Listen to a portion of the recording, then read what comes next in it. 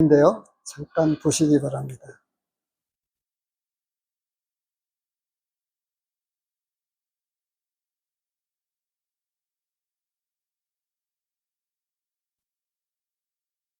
소리가 지금 연결이 안 된 것 같은데요.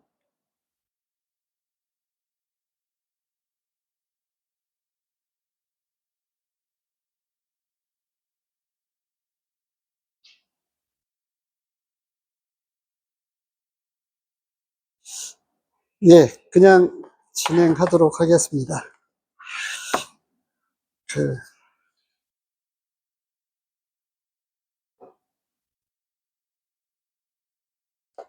로마서 6장입니다. 로마서 6장 1절에서 11절까지 말씀입니다.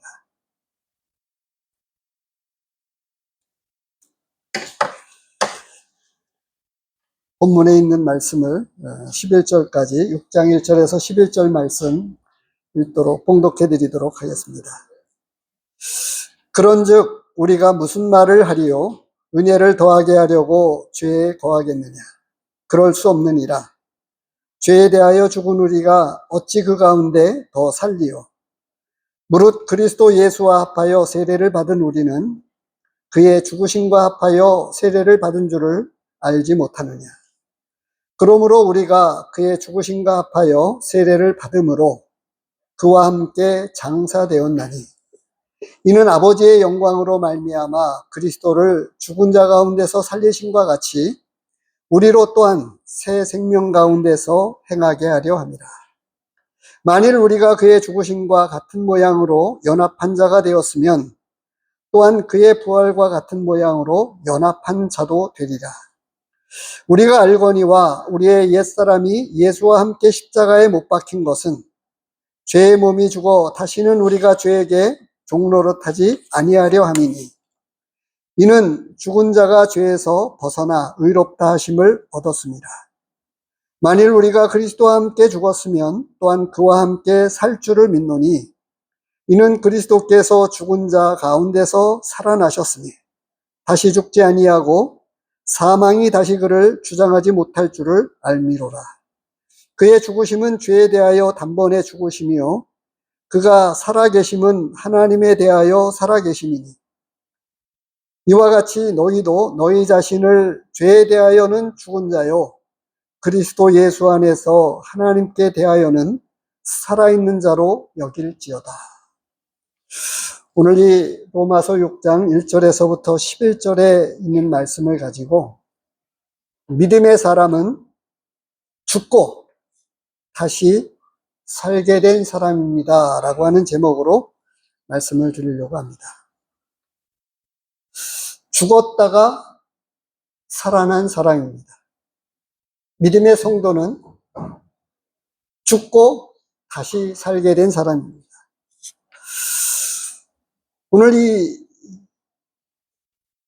세례에 관련된 말씀을 오늘 침례식이 저녁 6시에 있어서 오늘 이 말씀을 보면서 침례식에 북한에서 이렇게 말씀하고 있는 것이 아니라고 하는 점을 우리가 조금 더 인식했으면 좋겠습니다. 그래서 제목을 우리 믿는 성도가 믿음의 사람이 어떤 사람이냐, 우리의 영적인 진정한 정체성이 어디에 있느냐라고 하는 것에 관해서 그 말씀을 오늘 같이 나누려고 합니다.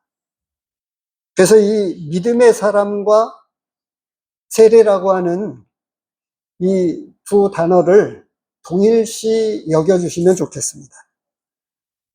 그래서 이 세례는 특별히 성경적인 하나님의 말씀의 의미로는 침례식은 장례식입니다. 장례식. 그리고 이 침례가 뜻하고 있는 진정한 의미가 있는데 그것은 그리스도와의 연합입니다. 그리스도와의 연합입니다. 또 하나는 이제 우리 영이 살아나서 하나님을 향해서 이제 비로소 살게 되었다고 하는 것입니다. 이 말씀을 아주 짧은 말로 이렇게 요약할 수도 있는데요. 그런데도 불구하고 로마서 6장에서는 이 말씀을 아주 깊이 있게 조목조목 우리에게 말씀해 주고 있어요. 조금 전에 그 잠깐 동영상 14초짜리 영상에는 우리가 잘 아는 대로 특별하게 제가 여기서 이름을 거론하진 않겠습니다. 그 탤런트는 모친을 따라서 친정 엄마를 따라서 교회를 갔는데 목사님 설교가 술 취하지 말라, 이는 방탕한 것이니, 이런 말씀을 가지고 이제 설교를 하니까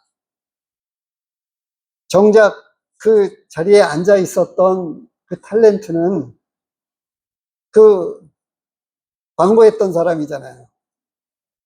또 즐겨하는 사람이고. 그러다 보니까 이제 졸지에 엄마 따라 교회 갔다가 죄인 되었다고 하는 제목을 아마도 누군가는 이렇게 올렸는데 어떤 의미에서는 정말 제대로 잘 올렸습니다. 우리 가운데 죄인 아닌 사람이 혹 있습니까?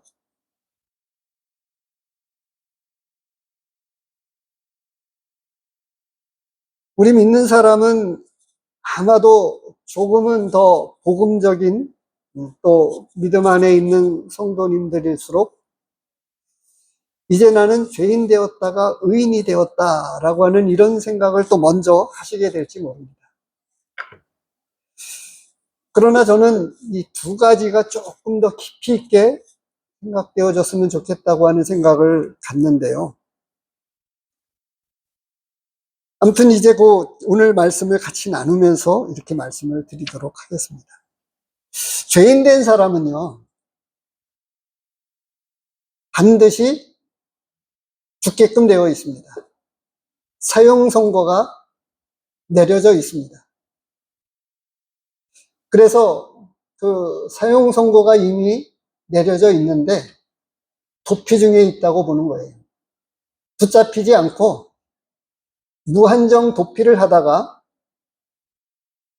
이 생명이 덜컥 죽음의 사자가 저와 여러분들의 영혼을 낚아채게 될 때 우리는 죽음을 맞이하면서 이제 비로소 그 사형 선고를 받은 대로 어떻게 되어지죠?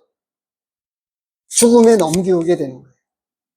그런데 이제 영적인 의미에서는 무엇을 우리에게 말씀해 주고 있냐 하면 이 둘째 사망에 빠지게 된다, 이렇게 되어 있습니다. 이 둘째 사망을 계시록에서 불못이라고 이야기하고 있어서 조금 쉬운 말로 지옥이라고 하는 것입니다. 이제 우리 예수 그리스도를 진짜 믿게 된 사람들이 일어나는 현상이 있게 되는데, 예수님을 마음에 모심으로써 요한복음 1장 12절 말씀대로 영접하는 자, 곧 그 이름을 믿는 자들에게는 하나님의 자녀가 되는 권세를 주셨으니 라고 이렇게 말씀을 해주고 있어요. 그래서 예수님을 마음속에 구주와 주님으로 모시게 될 때, 정말 참된 나의 주인으로 모시게 될 때에 그리스도와의 연합이 이루어지고 하나님의 자녀가 이루어지게 됩니다. 이렇게 이 연합의 의미를 조금은 결혼식과 연관시켜서 이렇게 제가 조금 말씀을 드리려고 해요. 결혼한 부부를 일컬어서 부부는 일심동체다, 이렇게 이야기를 합니다. 언제 부부가 하나가 되는 것이지요? 언제? 예. 결혼식을 통해서입니까?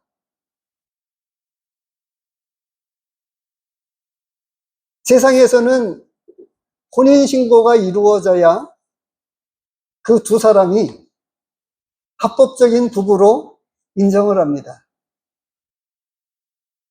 또 대신에 지금은 조금 완화되어져서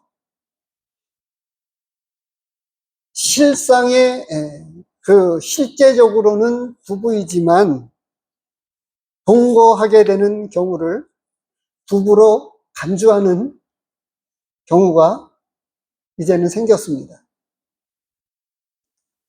그런데 조금 깊은 내용으로 조금 들어가면 언제 정말 그 남자와 여자 성인된 이 두 사람이 진짜 하나가 되는 것이냐 라고 생각할 때 결혼식, 혼인신고 그 전에 두 사람이 서로 사랑을 고백하고 나와 결혼해 줄 수 있겠어.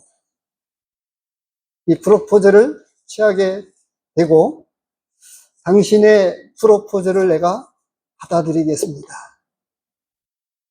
이렇게 하게 될 때에 두 사람만의 이 진짜 사랑의 언약이라고 할까요? 프로포즈를 취하고 당신의 프로포즈를 승낙하는 그 순간에 하나가 되는 걸까요? 자, 이런 정답을 제가 말씀을 드리려고 하는 게 아니라 각각의 이런 과정이 있다고 하는 거예요. 그런데 조금 전에 요한복음 1장에서 말씀을 드린 1장 12절 말씀, 하나님의 말씀은 분명한 부분을 언급해주고 있다고 하는 거예요. 예수 그리스도를 마음의 구주와 주님으로 모셔드릴 때에 하나님의 자녀가 된다라고 이렇게 말씀을 해주고 있는 거예요. 그리고 이제 교회의 성도로 영접되어지게 되는 이것은 이제 이 침례식, 세례식을 통해서 비로소 이제 공적으로 성도로 공식적으로 영접하게 되는 절차를 거치게 됩니다. 아마도 조금 전에 언급했던 두 사람의 프로포즈와 승낙과 이런 과정을 거쳐서 양가의 부모님에게 인사를 드리고 또 부모님들의 승낙이 이어지고 그리고 나서 결혼식을 통해서 비로소 세상 사람들은, 다른 모든 사람들은 이제 드러난 사실을 통해서 두 사람이 이제 진짜 부부가 되었다 이렇게 인정하게 되는 절차를 거치게 되지만 또 그러면서도 여전히 서류적으로 혼인신고라고 하는 이 과정을 통해서 법적인 보호에까지 이르기까지는 이런 절차들이 있는데 하나님의 말씀은 그런 절차들과 전혀 상관이 없다고 합니다. 그런데 하나님의 말씀에서 교회에게 주신 거룩한 예식 두 가지가 있습니다. 예배와 세례입니다. 침례입니다. 이 예배는 나를 기념하라고 하신 성찬 예배와 이 말씀, 초대교회는 1부와 2부로 이어지는 이 말씀의 예배와 성찬 예배가 하나의 예배이었습니다. 바로 우리와 같이요. 그런데 이제 많은 교회들이 말씀 중심의 예배를 드리고 있어서 성찬 예배는 연중 행사, 교단마다 교회마다 조금씩 다르지만 한 달에 한 번씩 성찬식을 갖는 교회도 있고 1년에 한두 차례 갖는 그런 교회도 있습니다. 아무튼 이런 세례 가운데에 그 세례 초점에 맞추었다기보다는 이 영적인 진짜의 이 우리의 본래의 정체성, 그것에 대해서 로마서에서 말씀해 주고 있는 거예요. 그 제일 첫 번째가 장례식입니다. 장례식. 바로 이 4절 전반부에 나오고 있는 이야기입니다. 그러므로 우리가 그의 죽으심과 합하여 세례를 받음으로 그와 함께 장사되었나니 라고 말씀을 하고 있습니다. 찾지는 않겠습니다만 사도행전에 보면 이디오피아 내시가 그 세례를 받을 때와 예수님께서 요단강에서 세례를 받으실 때 이어지는 말씀이 뭐냐 하면 세례를 받으시고 물에서 올라오셨다 이렇게 말씀을 해주고 있어요. 그래서 성경 말씀은 본래의 의미대로 표현한다고 하면 침례식입니다. 뿌려가지고는 물에서 올라올 수가 없잖아요. 물에 들어가야만 물에서 올라올 수가 있다고 합니다. 그래서 우리 교회가 이제 침례교회에서도 침례식을 하고 있는 대로 성경적입니다. 완전히 머리카락 하나 없이 완전히 물에 잠기게 함으로써 장례를 치르는 겁니다. 죽어야만 삽니다, 사람은. 죽지 않고서는 다시 살 수가 없어요. 많은 사람들의 무덤을 우리는 볼 수 있습니다만 그 사람들이 이제 죽음과 동시에 이미 부활한 사람들도 있고 성경에 그렇게 되어 있습니다. 예수님이 십자가에 못 박힐 때. 아무튼 이 장례를 치른 사람들이 그래서 계시록에 둘째 사망이라고 이야기하고 있습니다. 육체로는 반드시 한번 죽기 때문에 두 번째 죽음, 이 영혼의 죽음을 이야기해 주고 있는데요. 이 4절 말씀에 뭐라고 되어 있어요? 우리가 그의 죽으심과 합하여 세례를 받음으로 예수님과 나를 하나로 묶어주는 예수님을 영접해 드림으로써 하나님과 내가, 아니, 예수 그리스도와 내가 비로소 하나가 이루어지는, 그래서 이 직접적인 표현을 로마서 5절 말씀에서 이 믿음의 본래의 영적인 깊은 의미가 뭐냐 하면 연합이라고 하는 거예요. 연합. 5절 말씀이 어떻게 되어 있어요?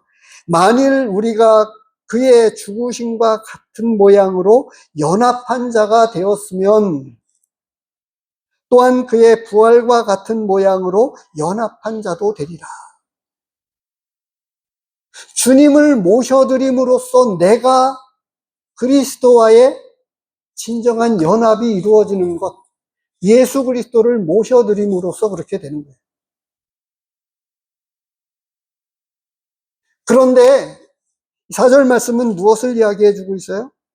예수님이 십자가에 죽으셨을 때 죄인이라고 하는 사실을 교회에 와서 많은 사람들이 들어야 되는데 그 사실을 잘 듣지 못해요.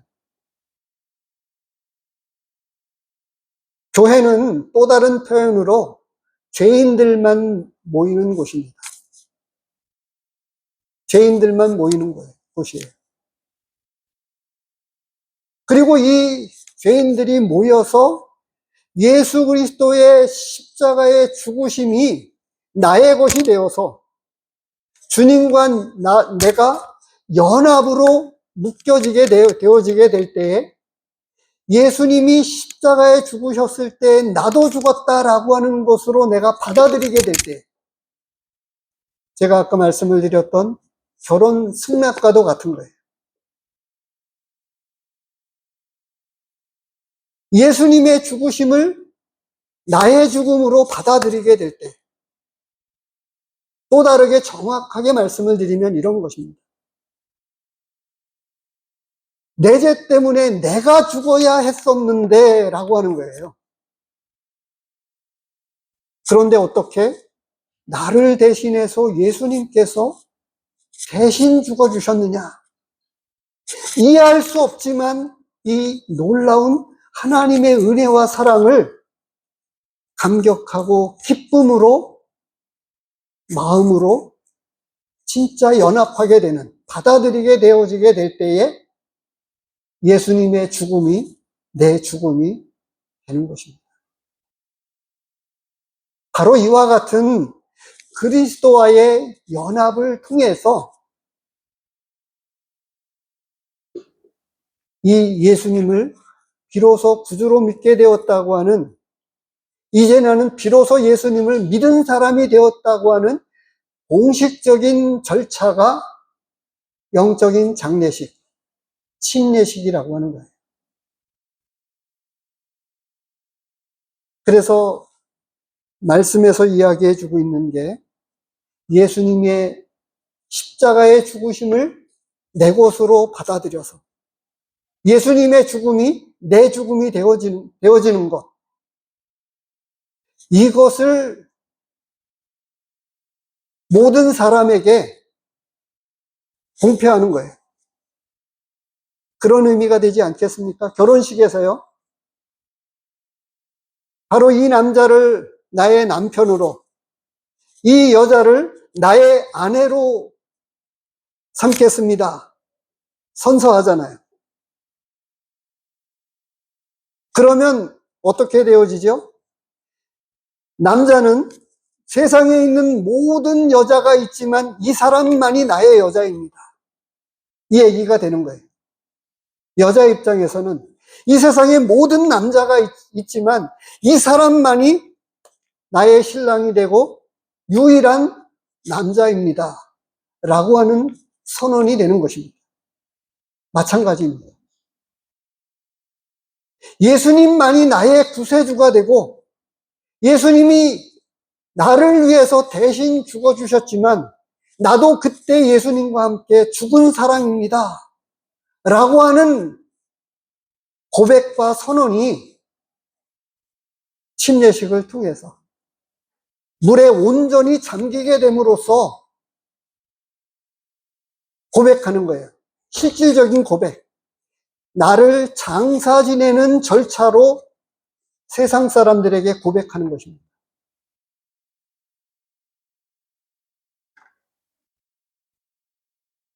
그런데 앞서 미리 말씀을 드렸던 대로 침례식에 국한시키지 않게 되기를 바랍니다. 진짜 우리 믿는 사람은 그리스도와 함께 죽었다는 이 믿음의 고백이 우리는 시시때때로 고백되어져야 합니다. 침례식의 고백만이 아니고 우리의 고백이. 그래서 고린도전서 15장 31절에는 나는 날마다 죽노라 라고 사도 바울이 고백을 하고 있고요. 그렇게 고백할 뿐만 아니라 갈라디아서 6장 14절을 보시기 바랍니다. 잘 아는 말씀을 일부러 찾아보겠습니다만 어느 때에 사도 바울이 고백을 하고 있죠? 갈라디아서 6장 14절입니다.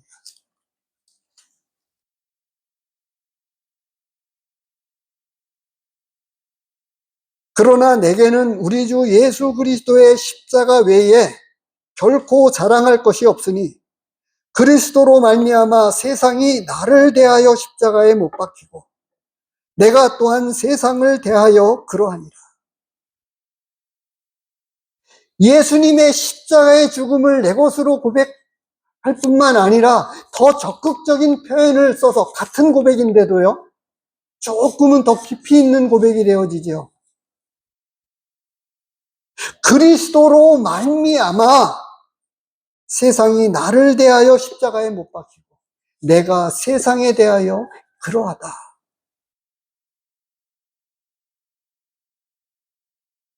말씀을 드린 대로 저와 우리 성도님들이 알아야 되는 것은 침례식의 한 번의 고백이 아니라고 하는 거예요. 세상에서의 선언이 한 번이 아니라 우리는 시시때때로 이와 같은 고백이, 조금 전에 고린도전서에 있는 말씀을 인용했던 나는 날마다 죽노라 라고 고백했던 이 고백이 매 순간 매일마다 반복되어지게 될 때 우리의 영적인 새 생명이 새 생명의 능력이 역사하게 되어집니다. 그리고 이어서 이 4절 후반부에 바로 제가 이것을 나누었습니다만, 새 생명 가운데 살게 하신 이 하나님의 죽고 다시 살게 되는 이 장례를 치르게 되는 진짜 의미는 무엇이냐 하면,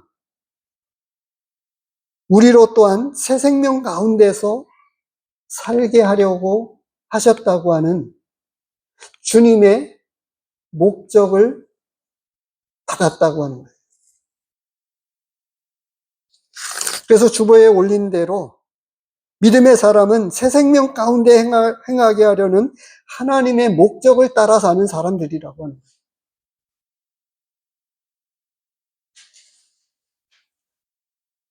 학생이 공부를 현찮게는 할지라도 공부 안 하는 학생이 있습니까? 뭐 요령도 피우고 장난도 많이 치지만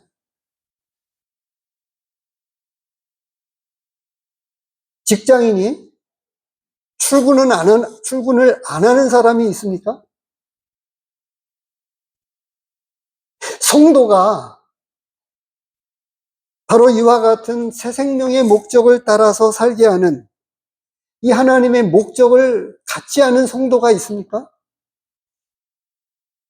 그렇다고 하면 학생이 공부를 안 하고 직장인이 출근을 안 하는 사람이 있다면 비정상인 것처럼, 믿음을 가진 사람이 새 생명으로 살지 않고 있다고 하면 그는 정말 심각한 문제를 갖고 있는 성도일 것입니다.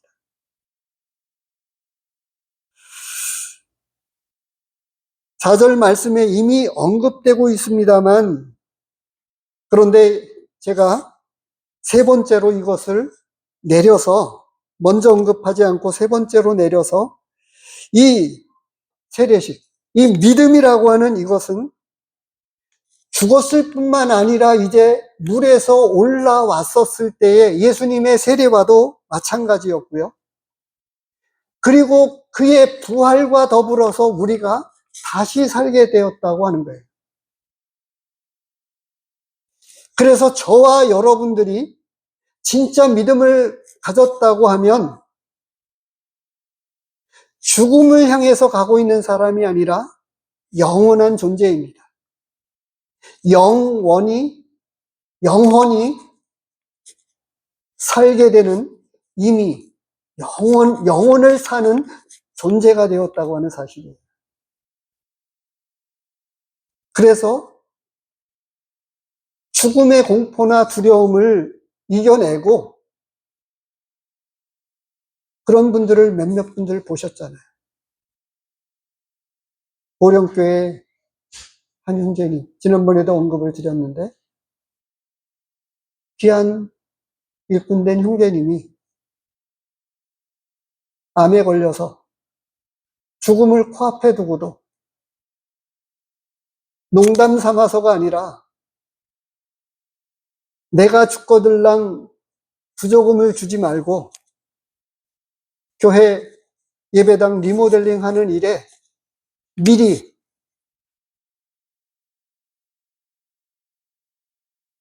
부조금을 내서 교회 리모델링 하는 일에 보태 쓰도록 해주면 고맙겠다고 그 형제님은 그렇게 이야기하셨습니다. 죽음을 이긴 사람들은 믿음의 사람들 뿐입니다. 믿음의 사람만이 죽음을 이길 수가 있습니다. 왜냐하면 죽었다가 다시 살게 되었는데 예수님의 부활과 같이 5절의 말씀에서 그걸 이야기하고 있죠. 만일 우리가 그의 죽으심과 같은 모양으로 연합한 자가 되었으면 그의 부활과 같은 모양으로 연합한 자가 되리라. 그래서 이제 우리에게는 8절 말씀에서 다시 또 언급해 주고 있는데요. 만일 우리가 그리스도와 함께 죽었으면 또한 그와 함께 살 줄을 믿노니 부활의 소망이 우리에게 있어요. 미리 강조해도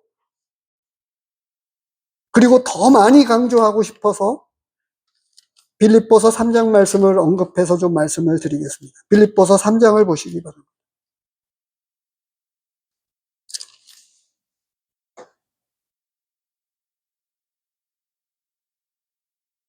3장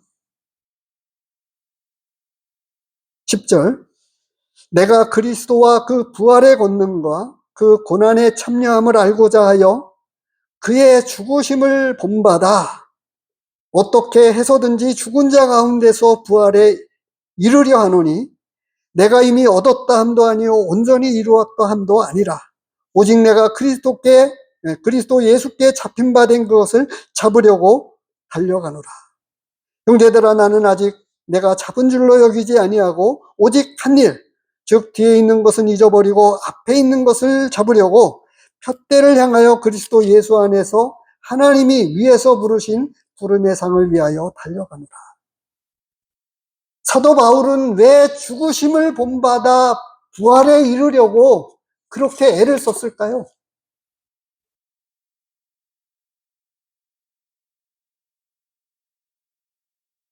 어떤 의미에서는 완료지만 그러나 지금 사도 바울이 고백하고 있는 것과 같은 현재 진행형으로 여전히 이것은 반복적으로 지속되어져서 죽고 또 죽어서 그 부활에 이르는 이런 놀라운 부활의 소망과 능력이 우리에게 넘쳐나게 될 때에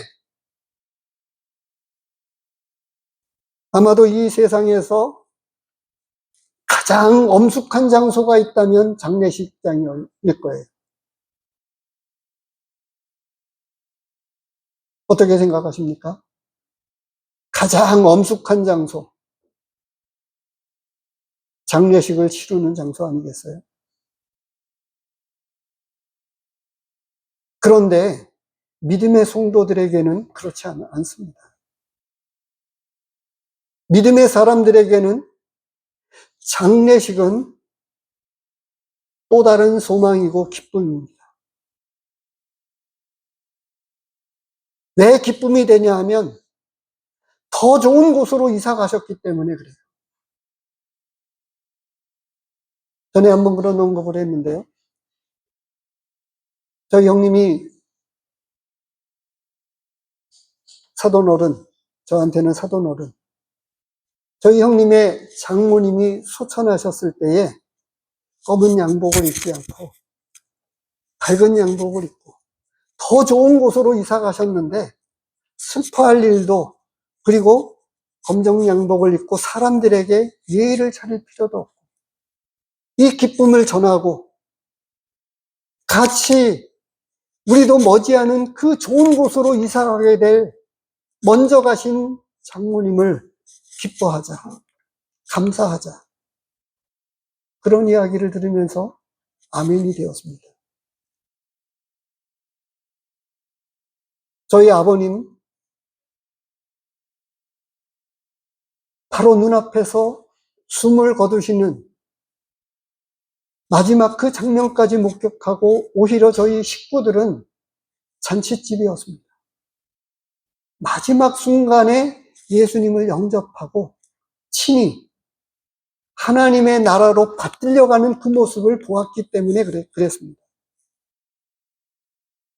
예수님의 부활이 나의 부활이 되어서 죽음에서 이제 물에서 올라왔을 때에 예수님의 부활이 내 것이 되고 진정한 그 연합이 하나가 이루어지게 될 때에 바로 우리도 예수님과 같이 죽지 않을 몸으로 다시 살게 된다고 하는 이 놀라운 소망이 있게 됩니다.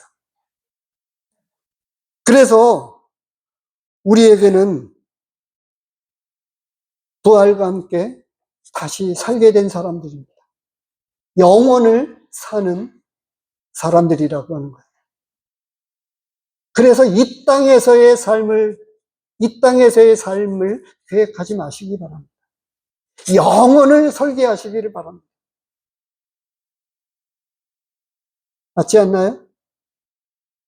우리가 영생을 가졌으면 영혼을 설계해야 되는데 100년을 사는 사람들처럼 이 땅에서의 삶만을 생각하는 사람들처럼 이 땅에서의 삶만을 계획한다고 하면 얼마나 어리석은 사람이 되겠어요.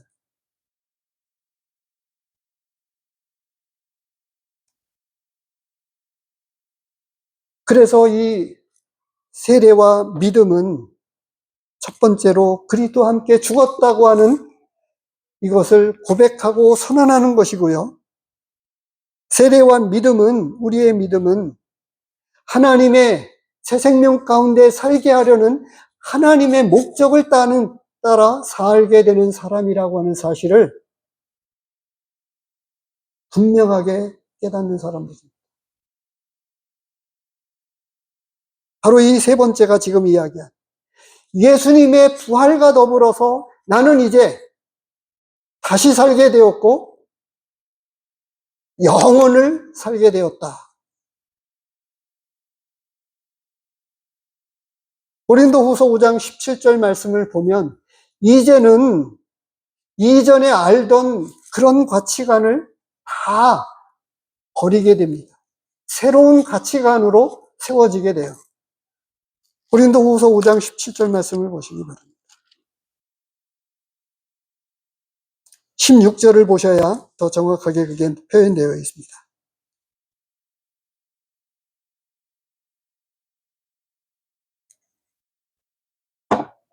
그러므로 우리가 이제부터는 어떤 사람도 육신을 따라 알지 아니하노라. 비록 우리가 그리스도도 육신을 따라 알았으나 이제부터는 그같이 알지 아니하노라. 그런즉 누구든지 그리스도 안에 있으면 새로운 피조물이라. 이전 것은 지나갔으니 보라 새 것이 되었다.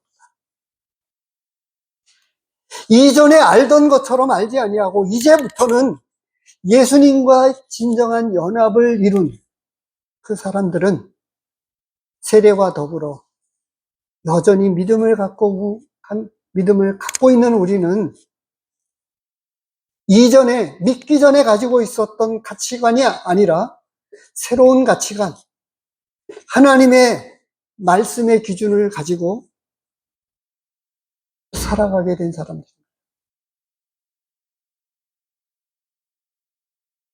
출애굽기서를 보면서 가장 큰 정점은 모세가 자신의 정체성을 찾아가면서부터 이 출애굽기서의 본래의 의미가 시작되어집니다. 그렇지 않습니까? 공주의 아들이었는데 쫓겨서 도망자가 되었지만 그러나 그 정체성이 그의 삶을 이끌었고 그의 삶의 평생을 하나님 앞에 쓰임받다가 갔습니다. 그리고 얼마나 거룩한 하나님의 일을 했습니까? 그 수많은 이스라엘 백성을 이끌고 애굽을 벗어나서 8장, 9장, 10장을 지금 10장을 이렇게 보고 있는데 얼마나 반전이 일어나고 통쾌한지 몰라요. 바로 앞에 바로를 피해서 도망자였는데 그래서 제가 어떻게 썼습니까? 갑과 을이 반전이 일어나서 바로에게 명령하고 내 백성을 보내라. 하나님의 백성을 내보내라. 그렇지 않으면 하나님께서 벌하신다. 오히려 바로가 어떻게 이야기합니까? 내 하나님, 이스라엘의 하나님, 너의 하나님에게 기도해서 이 우박이 그치게 하고 이 하나님의 재앙이 멈추게 해달라고 요청한 장면을 보면서 얼마나 기쁜지요. 네 번째로 6절 말씀에 보면 다시는 우리의 몸이 새롭게 태어난 다시금 다시 살게 된 이 믿음의 성도는 이제 그 물에서 올라오게 되면서 6절 말씀에 죄의 몸이 죽어 다시는 우리가 죄에게 종노릇하지 않게 하려고 하는 이 뜻을 받들어서 죄에 이끌려가는 사람들이 아니라고 하는 거예요. 어떻게 해요? 조금 전에 언급했던 새로운 사명, 하나님께서 주신 이 정체성의 사명, 내 백성 이스라엘 백성을 이끌고 가나안 땅으로 가라고 하는 그 소명을 받았던 대로 이제는 죄에게 종노릇해서 사는 게 아니라 의의 종으로 하나님 앞에 드리게 되었다고 하는 거예요. 아직은 연약하지만 그래도 내가 기도하면 하나님께서 응답하십니다.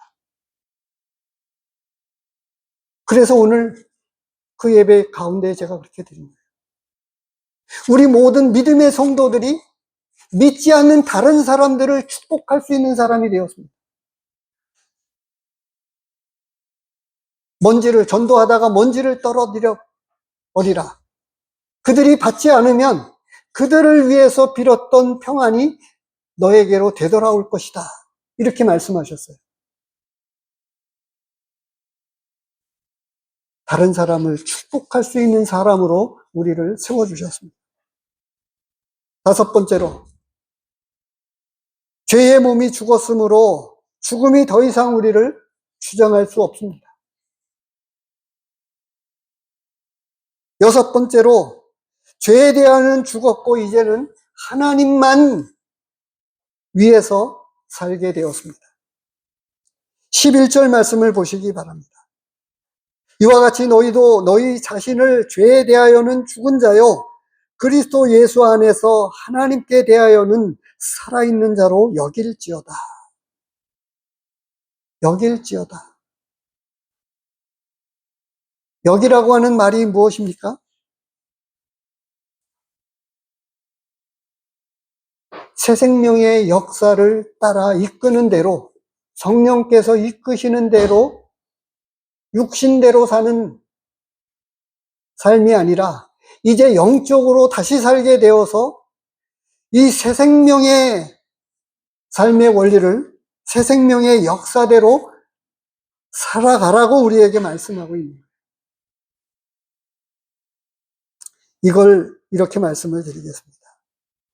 이제 사랑하는 부부가 이제 비로소 결실을 맺어서 결혼을 했어요. 사랑합니다. 너무나 사랑하기 때문에 어떻게 돼요? 아내는 남편을 위해서 밥을 해주는데 이전에 밥을 제대로 해본 적이 없을지라도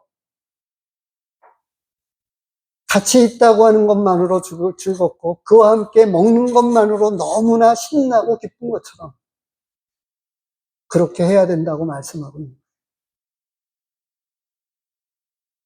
특별히 오늘 침례식과 관련되어서 베드로전서 3장 말씀을 보도록 하겠습니다.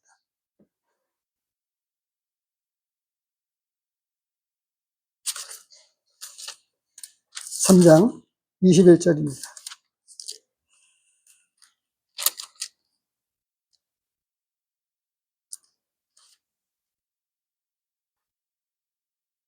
물은 예수 그리스도께서 부활하심으로 말미암아 이제 너희를 구원하는 편이 곧 세례라. 이는 육체의 더러운 것을 제하여 버림이 아니요 하나님을 향한 선한 양심의 간구이니라. 이 세례식의 명백한 이 원리와 본래의 의미를, 진리를 명확하게 드러내고 있는 말씀입니다. 물과 성령으로 나지 아니하면 하나님 나라에 들어갈 수 없다고 말씀해 주신 그 물이 바로 이 베드로전서 3장 21절에서 말씀하고 있는 거예요. 세례를 말씀해 주고 있는 거예요. 장례를 치르는 것을 말씀해 주고 있는 거예요. 죽어야만, 그리고 성령에 의해서 다시 살게 되는 물과 성령으로 나지 아니하면, 그래서 성경 말씀에서는 이렇게 말씀해 주고 있습니다. 선악과를 따먹으면 반드시 죽으리라 말씀하신 대로 모든 사람들의 영이 죽어 있습니다. 실질적으로 몸도 죽게 되었지요. 근데 이 전자 쪽, 영이 죽게 되었는데, 이제 이 21절에서 말씀해 주고 있는 것, 육체의 더러운 것을 제하여 버림이 아니고 하나님을 향해서 이제 우리의 영이 살아나게 되었고, 하나님을 향해서 살아나서 첫 걸음을 뛰게 되었다고 하는 거예요. 살아있는 영적인 진짜 생명의 존재가 되어져서 하나님을 향해서 첫 걸음을 떼었다. 제가 이것을 지난 이 출애굽기서 10장 말씀 카톡에 올린 이것을 제가 마음이라고 표현했습니다. 죽어있던 마음이 깨어나는 것. 그래서 살아나서 하나님을 향해서 비로소 이제 찾아가게 되었다고 하는 것을 그렇게 표현했습니다. 우리의 영이 죽어 있었는데